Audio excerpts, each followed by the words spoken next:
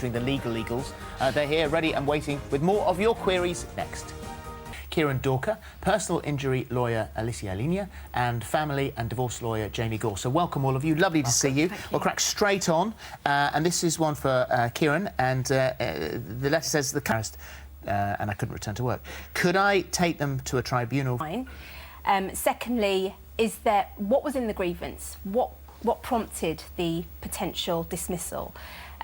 Was he raising or she raising something around discrimination? So we'd need to look at what was actually in the grievance to decide whether there's a further claim, and also whether there's a whistleblowing element as well. So was there some disclosure of some sort of wrongdoing? He has to bring the claim within 3 months of the act complained of. So he's got a very short time. I would suggest act quick, go and get legal advice and do a chronology, a two-page chronology of what's happened, so you can get some quick legal advice. It's similar with all of these things. Dates, save emails, always write it down. Yeah, absolutely, especially in this case where there was 2 verbal warnings, which are relatively minor issues, and that suddenly led to a dismissal. Something's gone wrong somewhere, so hopefully he's got a note of what's been going on. Very good. OK, Alicia, this one's for you. I was bitten by a dog whilst working at a kennels. It's a nasty wound. We're going to show this image now. Site, and I have since been to the Citizens Advice Bureau to discuss further action. Am I entitled to compensation? If so, is it a long-winded process dealing with lawyers, and will it cost me a fortune? Well, I think the first thing for this horrible incident to bear in mind, this poor person, is to know that there's a 3-year limitation period. So in employment cases, it's 3 months. For personal injury cases, it's 3 years from the date of the event. So she. There are a few things that she can do. What's really important is to know what was part of the health and safety investigation. The onus of proof is on the person bringing their duty of care towards her. So the findings of the health and safety report will be really key.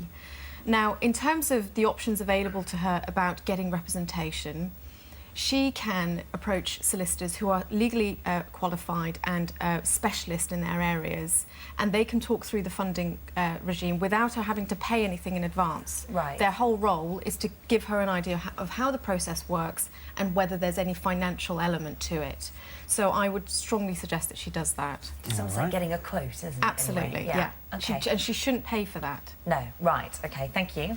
Next one is for Jamie. Her name is on the birth certificate. OK, so if his name is added to the birth certificate, the father will gain what's called parental responsibility. And this means the mother will need to consult him when making major decisions relating to their daughter, for example, what school she should attend, whether she's received medical treatment, etc.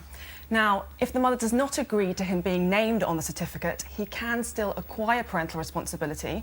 He can do so by applying to the court. He would probably get this. But I think the important thing here is that regardless of whether the father has parental responsibility or not, he cannot take the daughter out of the country without the mother's consent. And if the mother does not consent, he would need to apply to the court. Now, I think that in the case of a holiday, the court would probably say, yes, let the father take the daughter. But the court would almost certainly not let the father take her to live permanently in France, given that here the mother is the primary carer. OK, thank you. Right, Kiran, this is for you. I've been on maternity leave for the last 8 months. I returned to work to find my employer had emptied my locker and thrown away my personal belongings, including my wedding album. Is this allowed to happen? It's such a difficult one because whenever someone returns from maternity leave, it's always a really difficult time. They often feel quite emotional and vulnerable about having to come back and the guilt of having to leave their child.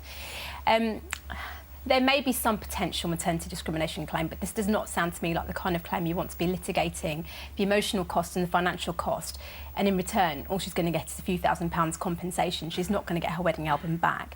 It seems to me that the more constructive way to go forward in this, line managers deal with women who are on maternity leave, how, you know, to treat them with dignity, to treat them with some respect, to communicate with them, to keep in touch with them, to let them know what's going on in the office. Try and make some changes away. For someone in the future. Yeah, exactly, or herself in the future. Yeah, absolutely, of course. All right, here's a tricky one. What can I do? Oh, horrible. It's not what you expect from a friend.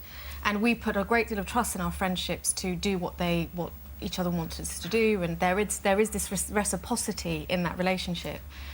The difficulty here is that unless there's an actual contract between them, that stipulates what one is going to do for the other, it's very difficult to get any kind of recovery. In the same way as if Holly wanted you to buy her a tumble dryer or something, I do need one. Buy it yourself. and you bought it yourself, and she then didn't pay you back. Yeah. There isn't really a legal recourse to that, so it's a very sad situation. So unfortunately, there is nothing she can do. Very little. What I mean, about she the can text? rely The on the text text. doesn't- Court, she'll have to pay a court fee, and it might end up being more expensive to recover whatever the washing machine was worth. It's very hard, that, isn't it, with the law, when you find yourself in a situation where you're going, oh, Yeah. is it actually worth it? Because it's going to end up costing me Yeah. more. It seems like it's always on the side of the person who's done the Yeah, bad thing. it's not always fair. Yeah, and she's going to be so aggrieved about that. Absolutely. You know, through. Absolutely, yeah. Jamie, this is our last one. This is my father has been having an affair for 3 years, but he will not file for divorce. He's still living in the family home, which he refuses to leave. He drinks every day, sleeps in the spare room like a prisoner, and is a changed man. What can we do?